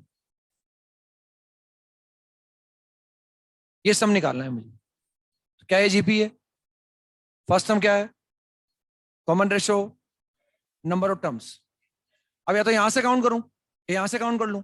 भाई 0 से लेकर एन टर्म्स कितनी होती है, तो एन प्लस वन है। यहां हम देखेंगे फर्स्ट टर्म में पावर क्या है 0, सेकंड में पावर क्या है 1। तो ये कौन सा टर्म होना चाहिए, भाई जो टर्म है ना उसमें पावर एक कम है। फर्स्ट टर्म में पावर 0 है, सेकंड में पावर 1 है, थर्ड में पावर 2 है। तो ये कौन सा टर्म हो गया, एन प्लस वन टर्म हो गया। या फिर यहां से काउंट कर लिया भाई 0 से लेकर n, n plus one terms हो गई ना। ये टर्म्स काउंटिंग में कितनी है, एन प्लस वन। यानी फर्स्ट टर्म मुझे मालूम पड़ गया, इसका फर्स्ट टर्म 1 के बराबर है, कॉमन रेशियो इसका हाफ है, number of terms is equal to, ऐसे लिख सकते हैं चाहे तो अपन समझाने के लिए अपने आप को, एन प्लस वन। आप सम निकाल सकते हैं अपन, therefore S N is equal to A, R 1 से छोटा है तो 1 minus R raised to power number of terms upon 1 minus R. ये 1/2 नीचे आएगा, उसको ऊपर ले जाते हैं अपन, तो what we get 2 minus 1 upon 2 raise to power n. कैसे लिख लिया भाई हमने ना, ये एस एन आ गया। अब एक ऐसा लक्ष्य निकाल लो, एस क्या बन गया देखो, एस तो बन गया 1 प्लस 1/2 1/4, ऐसे बनना ना बच्चों, 1/8, इनफाइनेट तक जा रहा है दोनों, ये जा रहा है इनफाइनेट, दिख रहा होगा आपको ना, ये तो इनफाइनेट तक जा रहा है। अब ये इनफाइनेट जीबी बन गई ना, इस इनफाइनेट जीबी का सम निकाल लिया हमने, तो इस इनफाइनेट जीबी का मैंने सम निकाल लिया, ए अपॉन 1 माइनस आर। ये कितना आ गया, ये 2 आ गया। अब क्या बोल रखा है उन्होंने, S minus S n, since S minus S N is less than 1 upon 1000।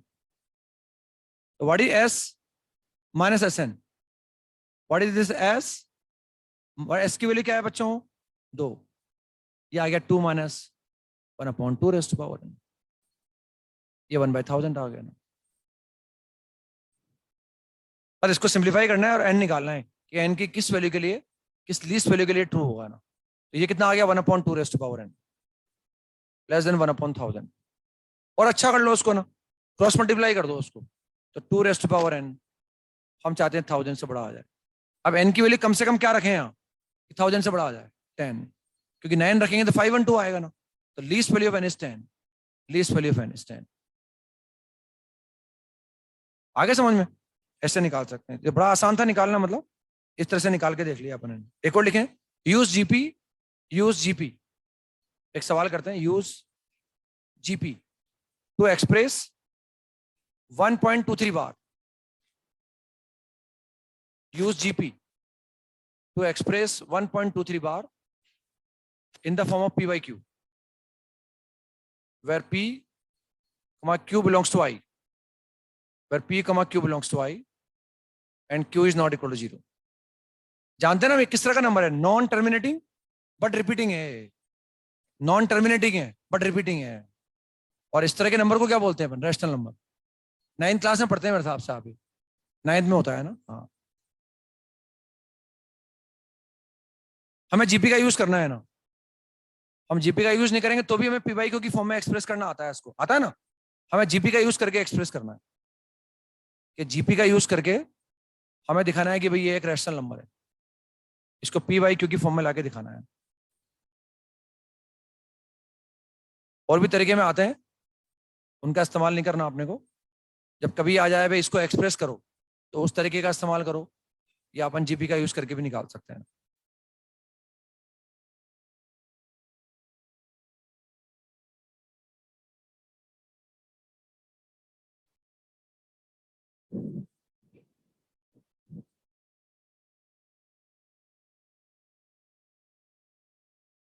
हो गया।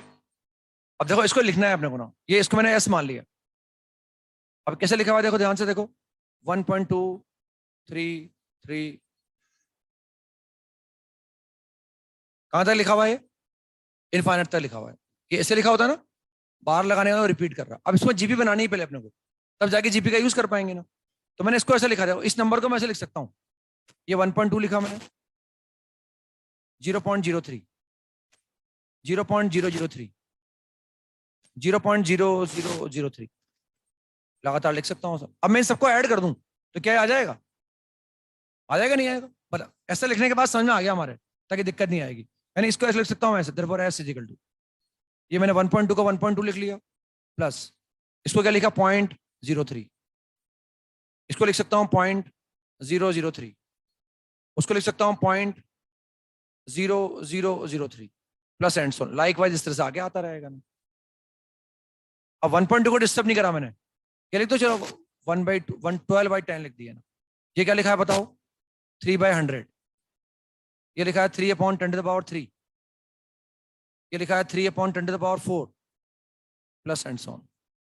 अब जीपी में इसको इंक्लूड मत करो भाई, टर्म्स कितनी है काउंटिंग में, इनफाइनाइट। अगर मैं इस एक टर्म को छोड़ भी दूंगा तो भी टर्म्स कितनी रहेंगी, इनफाइनाइट रहेंगी नहीं, तो मैं यहां से निकाल लेता हूं ना, और जो सम आएगा उसमें ये ऐड कर दूंगा ना, ठीक है ना, उसमें ऐड कर दूंगा ना। तो ये आ गया एस इज इक्वल टू 12/10, ये 12/10 आ गया ना, plus a upon 1 minus r. R कितना है 1/10 है।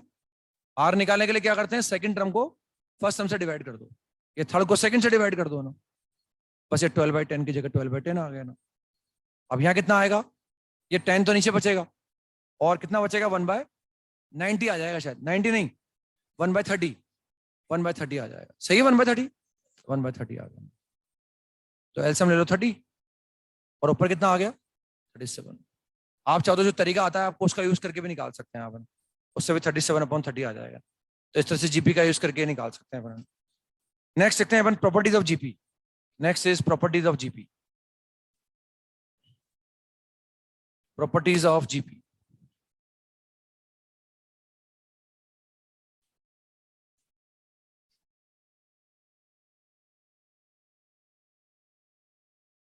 फर्स्ट प्रॉपर्टी इसमें, if a b c are in gp, if a b c are in gp, if a b c are in gp, if a b c are in gp, then next answer लिख सकते हैं b square is equal to ac। जो तीन term हमारे पास GP के अंदर है, बीच वाले का स्क्वायर बाकी दोनों के प्रोडक्ट के बराबर आता है। समझते हैं कैसे आता है ना, हमने एपी में भी देखा था, अगर वो एपी में होंगे तो 2b बराबर a + c आ जाएगा। वहां 2b बराबर a + c कैसे आता है, डेफिनेशन का यूज करने से, डिफरेंस बराबर कर दो, डिफरेंस बराबर करने से अपने आप ही आ जाएगा। ये कैसा है, अगर ए बी सी जीपी के अंदर है तो b/a is equal to c/b के बराबर होगा ना, तो उससे b स्क्वायर ac के बराबर आ जाएगा। अब हम बोलते हैं भाई अगर एबीसी एपी के अंदर है तो 2b बराबर a + c, या कहीं अगर 2b बराबर a + c लिखा हुआ हो तो ये कंफर्म है मिडिल टर्म है। फर्स्ट टर्म ए भी हो सकता है और फर्स्ट टर्म सी भी हो सकता है। ऐसे अगर ये लिखा हुआ होगा तो ये जिसका स्क्वायर हो रहा है वो मिडिल टर्म है। अब फर्स्ट टर्म ए भी आ सकता है और फर्स्ट टर्म सी भी आ सकता है। जैसे मान लो ऐसा लिखा है 248, क्या है जीपी के अंदर है, तो क्या 842, क्या ये भी जीपी के अंदर है, बस इसका कॉमन रेशियो 1 से बड़ा है, इसका कॉमन रेशियो 1 से छोटा है ना। जीपी के अंदर वो भी है और जीपी के अंदर भी है, तो जिसका स्क्वायर हो रहा होगा वो मिडिल टर्म होगी, और बाकी जो दो हैं उनमें फर्स्ट टर्म कोई भी हो सकती है, ए फर्स्ट टर्म हो सकता है या सी भी फर्स्ट टर्म हो सकता है ना। ये तो समझते भी हैं बने ना, इसमें ऐसी कोई विशेष बात है भी नहीं। सेकंड पॉइंट लिखते हैं, property number 2। If each term of a GP, if each term of a GP, if each term of a GP is multiplied or divided by a same non-zero number, if each term of a GP is multiplied or divided by a same non-zero number, then the resulting sequence will also be a GP. Then the resulting sequence will also be a GP. If each term जो करना है वो सब के अंदर करना है ना, और वो सेम नॉन जीरो नंबर से करना है ना। If each term of a GP is multiplied or divided by a same non-zero number, then the resulting sequence will also be a GP. यहाँ से देख सकते हैं अपन, वहां अपन ऐड करते हैं सब्ट्रैक्ट करते हैं ना, क्योंकि वहां अपन डिफरेंस निकालते हैं, और डिफरेंस अगर मैं निकाल रहा हूँ और सब में सेम नंबर ऐड करूंगा तभी डिफरेंस क्या रहेगा, सेम रहेगा। यहाँ अपन क्या मल्टीप्लाई कर रहे हैं या डिवाइड कर रहे हैं सेम नंबर से, तो रेशो क्या रहेगा, सेम ही रहेगा। उसको देख भी सकते हैं अपन चाहे तो मान लो ये ए है, ये ए आर है, ये ए आर स्क्वायर है, ये ए आर क्यूब है, ये एक जीपी है ना। अब इसको किसी सेम नॉन जीरो नंबर से मल्टीप्लाई कर दो, सबको कैसे मल्टीप्लाई कर दो, तो के इंटू ए, के इंटू ए आर, के इंटू ए आर स्क्वायर, क्या ये भी जीपी के अंदर है, what is the common ratio? वो कॉमन रेशो आर ही रहा है ना भाई, इसका एस रेशो निकालो, आर आ गया, इसका एस रेशो निकालो, आर आ गया। अब डिवाइड करना मल्टीप्लाई करना एक ही तो बात है। मैं बोल रहा हूँ भाई मैंने कैसे मल्टीप्लाई कर दिया, अब डिवाइड करने का मतलब 1 बाई कैसे मल्टीप्लाई कर दो, तो 1 बाई कैसे मल्टीप्लाई करूंगा, तो एक ही बात है ना। तो डिवाइड करने से या मल्टीप्लाई करने से जीपी में कोई चेंज नहीं आता, जीपी सेम रहती है, रिजल्टिंग सीक्वेंस भी क्या आएगी, जीपी आ जाएगी। थर्ड पॉइंट लिखे ना, the sum of two GPs, the sum of two GPs, फिर लिखने ब्रैकेट में with positive terms, with positive terms and same common ratio, the sum of two GPs. अब कौन से दो जीपी उनकी बात कर रहे हैं अपन, उनमें टर्म्स क्या है, पॉजिटिव है, और कॉमन रेशो क्या है, सेम है। The sum of two GPs, फिर लिखा ब्रैकेट में with positive terms and same common ratio, bracket बंद कर दिया, will also be A GP, will also be a GP. The sum of two GPs with positive terms and same common ratio will also be a GP. तो positive मैंने इसलिए लिखवाया ना क्योंकि ये जो मैंने लिखवाया ना ये ऑलवेज ट्रू है। अगर अपन पॉजिटिव वर्ड पे ध्यान नहीं देते ना तो दिक्कत आ सकती थी, क्योंकि हम जानते हैं जीपी का कोई टर्म कभी जीरो नहीं हो सकता और उसका कॉमन रेशो भी कभी जीरो नहीं होता। फॉर एग्जाम्पल मैंने मान लिया भाई 1 1 1, क्या है, जीपी है।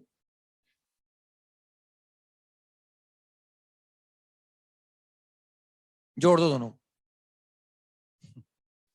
तो अपनी लिखी हुई बात गलत हो जाती है यहाँ पर ना। अब मैंने जो लिखा है वो हमेशा सही है कि अगर दो जीपी हैं उनकी टर्म्स पॉजिटिव है, उनका कॉमन रेशो सेम है, तो उनको ऐड करने पर हमेशा जीपी आएगी आएगी।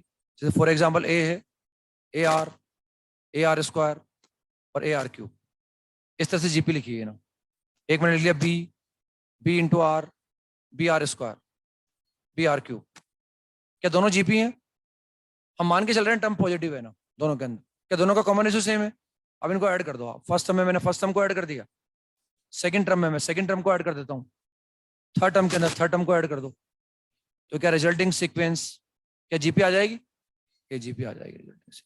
ध्यान रखना है, मतलब कभी जरूरत पड़ जाए इसकी मान लो तो हमें ध्यान रखना चाहिए कि दो टर्म्स जीपी हैं, उनकी टर्म पॉजिटिव है, सेम कॉमन रेशो है, तो उनको ऐड करने पर भी क्या आ जाएगा, जीपी आ जाएगा। एक और लिख लें एक property, if each term of a GP, if each term of a GP, if each term of a GP is raised to power, if each term of a GP is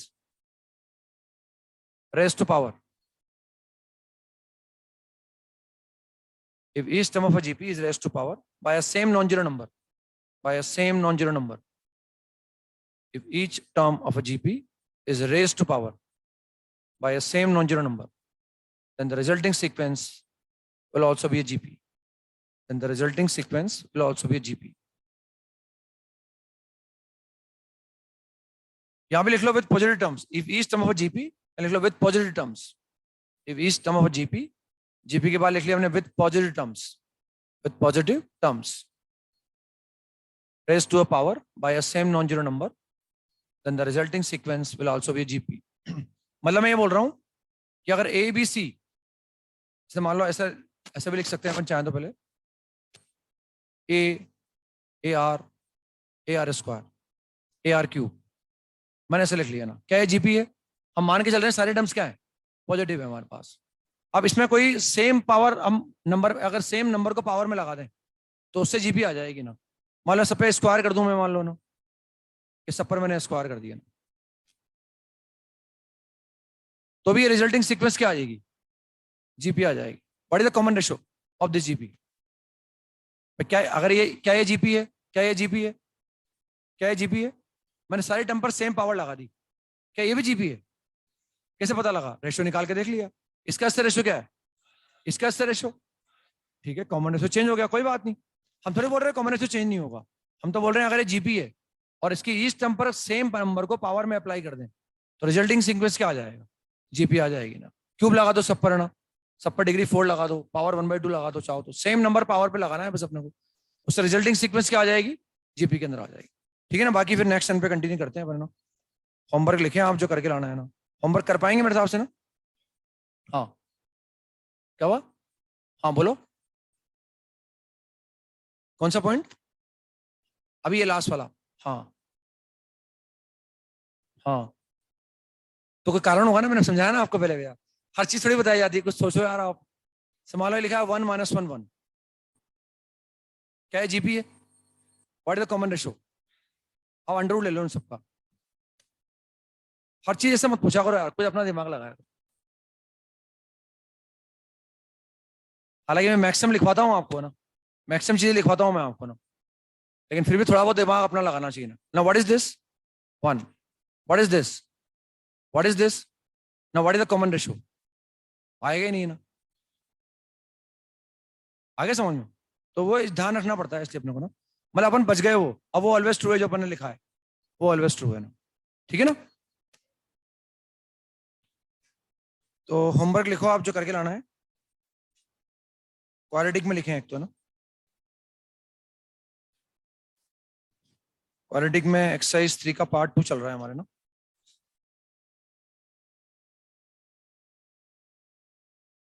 exercise 3 का part 2, question number 17 कर चुके हैं हम, 18 करने की कोशिश करेंगे, 18, 19 हम कर चुके, 20 कर चुके, 21, 22 कर चुके, 23 कर चुके, 25 कर चुके, 27, 27 के बाद नेक्स्ट 28, 29, शायद 29 जो सवाल है ना, इट इज सेम एज 14। देखो आप, दोनों सेम है, लेकिन 14 29 में करेक्शन है, मतलब अपन 29 को कर ही नहीं रहे, उसको वहां लिख दो बस सेम एज 14। 14 डिस्कस कर चुके ना अपन, मतलब वहाँ 29 में करेक्शन है, एक तो ए लिखा हुआ है, एक ही जगह अल्फा लिखना पड़ेगा, और जो सेकंड इक्वेशन है 3x² माइनस का 10x प्लस 27 गामा लिखा हुआ है, वो गामा की जगह लेमडा है वहां ना, तो अपन 29 को काट देंगे और यहाँ लिख देंगे सेम एज 14। दोनों सवाल सेम है, मतलब एग्जैक्टली वो, उसमें करेक्शन करना पड़ेगा अपने को ना। इसके बाद नेक्स्ट हम लिख सकते हैं 32, फिर एक ये भी कर लेंगे ना 24। 24 में करेक्शन है, 24 में लिखा हुआ है alpha raised to power 96, alpha raised to power 12 minus plus sign है वहां बीच में ना, आपके साथ प्लस साइन दिया हुआ नहीं है, देखो शायद प्लस साइन नहीं है, प्लस साइन नहीं है ना, हाँ तो बीच में प्लस साइन है वहां ना, यानी ये कैलकुलेट करना है अपने को, ये हमें कैलकुलेट करना है। ये कौन सा 24, इसमें तो ये करना है, सीक्वेंस में लिख लेते हैं ना, सीक्वेंस एक्सरसाइज 1 का पार्ट 1, शीट दो मुझे कोई आप ना, वरना गड़बड़ हो सकती है कुछ, ये तो मैंने टैली कर रखा है, सही है ना। सीक्वेंस में एक्सरसाइज 1 का पार्ट 1, पार्ट 1 में हम B1 कर सकते हैं, B1 के बाद B2 किया जा सकता है, B3 कर सकते हैं, पार्ट एक इसमें कर सकते हैं हम E1, E1 का सेकंड पार्ट कर सकते हैं, E1 का सेकंड पार्ट, पार्ट 2 में आ गए हम। B1 तो कर चुके हैं हम, B2 कर सकते हैं इसमें हम,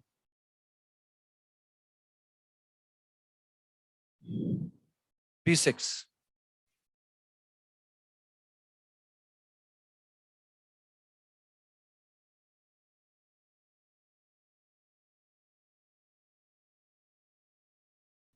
एक्सरसाइज 2 का पार्ट 1,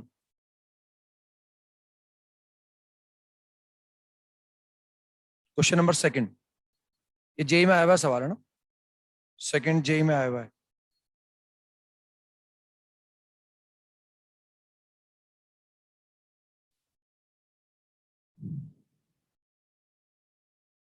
एक्सरसाइज 2 का part 2, question number 5, question number 7, 8,